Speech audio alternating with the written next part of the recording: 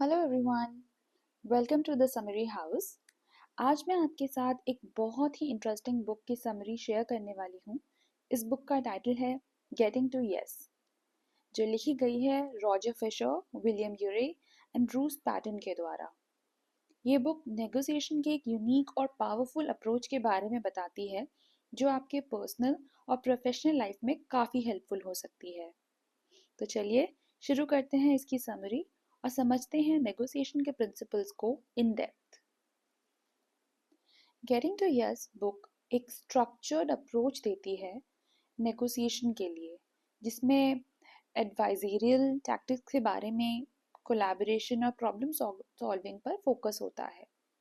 Book का main message है कि नेगोशिएशन पोजीशंस के ऊपर नहीं बल्कि इंटरेस्ट्स के ऊपर होना चाहिए, ताकि दोनों पार्टीज का फायदा हो सके। इसके 4 कोर कॉन्सेप्ट्स हैं। फर्स्ट, लोग और प्रॉब्लम अलग रखें। नेगोशिएशन तब फेल होती है जब पर्सनल इमोशंस, ईगोज और मिसअंडरस्टैंडिंग्स डिसीजन मेकिंग को कॉम्प्लिकेट कर देते हैं। ऑथर्स सजेस्ट करते हैं कि लोगों को इश्यूज से सेपरेट करके देखो। रिलेशनशिप्स को स्ट्रॉन्ग बनाने के लिए एक्टिव लिसनिंग, एम्पैथी और क्लियर कम्युनिकेशन की ज़रूरत है। इससे एक रिस्पेक्टफुल और कोऑपरेटिव एनवायरनमेंट बनता है। सेकंड कॉन्सेप्ट है पोजीशंस के बजाय इंटरेस्ट्स पे फोकस करो। पोजीशंस वो डिमांड्स हैं जो लोग सामने रखते हैं, जबकि इंटरेस्ट्स उनके पीछे का असली रीजन है। जैसे कि दो भाई बहन एक ऑरेंज के लिए लड़ रहे हैं। एक का पोजीशन है मुझे ऑरेंज चाहिए, पर इंटरेस्ट है जूस पीना। दूसरे का पोजीशन है मुझे ऑरेंज चाहिए, पर इंटरेस्ट है पील बेकिंग के लिए यूज करना है। जब इंटरेस्ट समझे जाते हैं, तब सॉल्यूशंस निकलना इजी हो जाता है। थर्ड कोर कॉन्सेप्ट है म्यूचुअल गेन के लिए क्रिएटिव सॉल्यूशंस बनाओ। नेगोशिएशंस अक्सर तब स्टक हो जाती हैं जब दोनों पार्टीज विन या लूज अप्रोच सोचती हैं। ऑथर्स रेकमेंड करते हैं कि ब्रेनस्टॉर्मिंग करो और क्रिएटिव सॉल्यूशंस ढूंढो जो दोनों साइड्स के लिए बेनिफिशियल हो।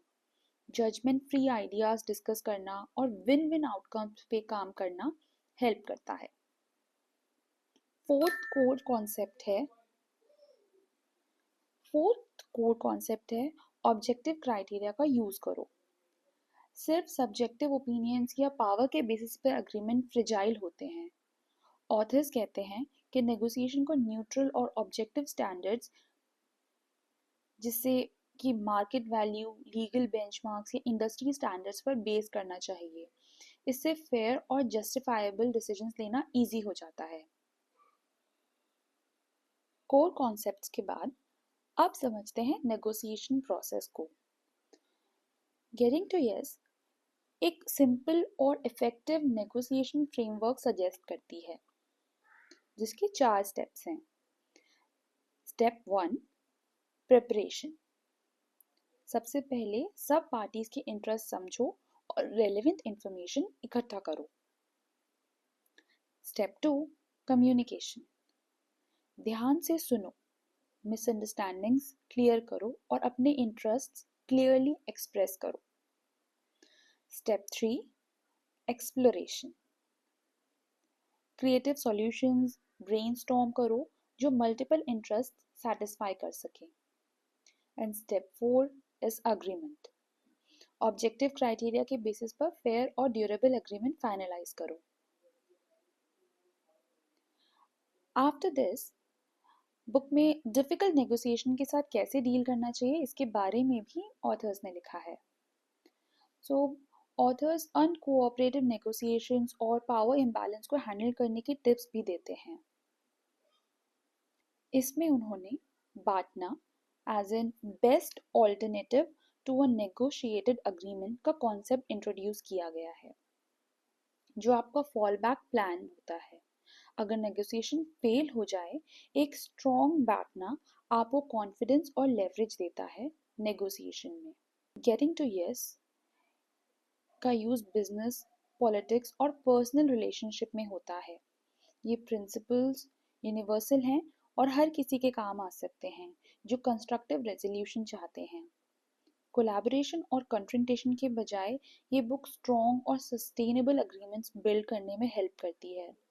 सो in conclusion, getting to yes एक टाइमलेस गाइड है जो नेगोशिएशन को इफेक्टिव बनाती है, एम्पैथी, क्रिएटिविटी और फेयरनेस पे फोकस करती है। ये इंश्योर करती है कि अग्रीमेंट सिर्फ रीच ना हो बल्कि रिस्पेक्टेड भी हो। Thank you. आई होप आपको ये समरी अच्छी लगी हो। If yes, then please like this video and share it with your friends and subscribe to my channel. Thank you.